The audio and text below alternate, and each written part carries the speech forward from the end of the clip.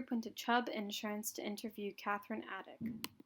Chubb is the world's largest publicly traded property and casualty insurance company, serving customers and companies of all sizes with traditional and specialty insurance products and industry-leading claims as well as risk engineering services. So first off, what is your name? So I'm Catherine Adcock. And what is your position? What do you do? So I am the private nonprofit manager for Chubb for management liability here in San Francisco. Anything that we should, prepare in precaution, like for a service like, or company, small size company like Nana Joe's Granola and like that industry? So basically, a lot of, when you look at like cyber losses, they obviously should be doing penetration testing, like having companies like doing penetration testing, like, depending on the size, once a month, once a quarter, and having someone going and look at their resources. A lot of times that is outsourced to a third party, so in the cloud, so they can't do that. But the number one thing you need to do is you need to train your employees. So like here at Chubb, we actually get tested. We get fake emails sent to us to see if we respond to them. We've had training about what phishing looks like, what phishing emails look like, how they look, and then if we get them, if we don't just delete them, if we actually do respond to them, then an incident is brought up to like our manager, and after the third time, it's not good.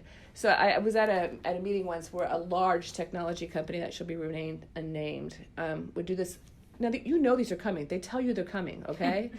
And he said 35% of the time that employees still responded or still like clicked on the link on these phishing emails, and they knew that they were saying, hey, we are going to be testing you, and they still did it.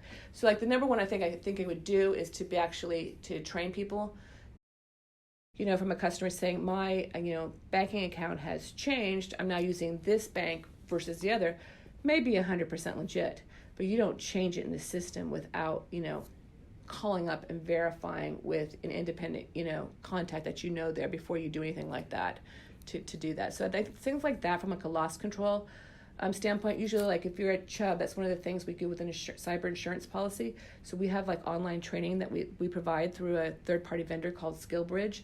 And there's two types of training. There's training for the everyday worker, and then there's actual training for the CTO, the Chief Technology Officer, because obviously their engagement is much different than just, the average employee. So those are some of the things I would definitely recommend that they do besides buying insurance, is actually, taking advantage of the, most of the time of the services provided by their insurance company. Okay. Mm-hmm. So in the case that something like this happens, if you're like have a part of your company, say in France, internationally, would you still be able to, as an insurance company, mitigate those issues also, or would you only be able to if it's in the U.S.? No, so great question. So let's talk about something that's like worldwide, and cyber is obviously the easiest and probably the most important right now. So in Europe, the European Union obviously has different sets of rules than the United States. So for cyber, GDPR, the General Data Protection Recovery Act, I believe is what is GDPR. So it sets privacy standards for companies that do business in France, in the European Union, anywhere in the world. So even if you're a U.S. company, you do coverage abroad. In France, you actually have to live up to those laws. So when it comes to management liability policies, the great thing about them is that they actually are worldwide, so they respond to claims brought anywhere in the world.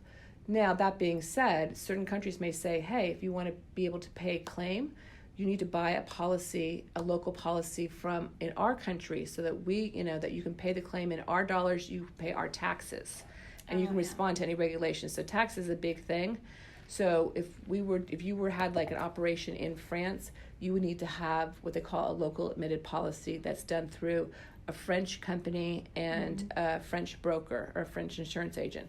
So the great thing about Chubb is that, we are a worldwide company, so that we are in 54 nations across the world. So when you have a main operation in the United States and you need to place a local admitted policy in that country, we could do it for you. You as a U.S. company are not allowed to give bribes in order to do business in other parts of the world. Now, let's be honest, in certain parts of the world, bribes are commonplace. Yep. But even if you do that, then you can be criminally prosecuted in the United States for doing that. So we do look at that to see what the exposure is. So I would say from that, especially if I'm not, like France is obviously not a place where corruption is rampant, but if you're talking, parts of the third world, it's just commonplace to get things done. Yeah. So I would definitely look at that. And then I would say the other thing too, I would probably get is crime insurance, because no one steals $1 million. Well, if they steal $1 million at one time, it's apparent, but they're stealing, $5,000 a month for months on end. You know what I mean? So that's that $1 million. So over time, I think that's where I would see it too. So I do that, and then obviously employment practices liability. So, in the United States, we're very careful. We have the EEOC, the Equal Employment Opportunity Commission, who says for employers that have over 100 employees that you have to report on this EEO report how many of your managers are women, and then what ethnicity they are, and then how many, and the same statistics for your regular employees, non-managerial employees. And the thought being is to look to make sure are all your all your workers white and all your managers Asian, because then you would say, hey, there's potential that there's discrimination there, that there should be, or is it all men, or is it mainly women, to make sure that there's a balance there. Does it have to be exactly even? Of course not. So when we look at sometimes too, I had once that was a trucker, and it was about 90% white, and I was like, what? But when I went to look at the Department of Labor statistics, that's what this part of Nebraska reflected. Being from California, we don't. That's not our world. Our world is very multinational. That's just what we're used to. So when I saw that, kind of my bias was like, oh my gosh, these people are discriminating. But in reality, they weren't, because it's just what was available where that risk was located. Yeah. So just looking at employment practices too, it's the more foreign employees they have, probably the better it is, because the United States is the worst. Like in France, they don't even allow you to capture those statistics, because they say they don't have discrimination. Okay. Which we know is completely untrue, but what the government says, you don't have to capture those statistics, then it makes it much harder to sue.